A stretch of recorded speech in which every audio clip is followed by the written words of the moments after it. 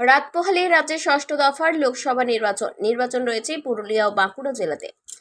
আর তাই বরাকর পুরুলিয়া রোডের ডিশেরগড় নেতাজি সুভাষ সেতুর আগে অর্থাৎ পশ্চিম বর্ধমান ও পুরুলিয়া জেলার সীমানা এলাকায় কুলটি থানার শাকতরিয়া ফাঁড়ির পুলিশের পক্ষ থেকে নাকা তল্লাশি অভিযান। এদিন পশ্চিম বর্ধমান জেলার দিক থেকে পুরুলিয়াগামী 4 চাকা ও মোটর বাইক থামিয়ে নাকা তল্লাশি চালানো হয়। একই সাথে আসা যাওয়া গন্তব্য বিবরণ জানতেও চাওয়া হয়। বলতে গেলে সুষ্ঠু শান্তি নির্বাচন সম্পন্ন করার লক্ষ্যে তৎপর প্রশাসন।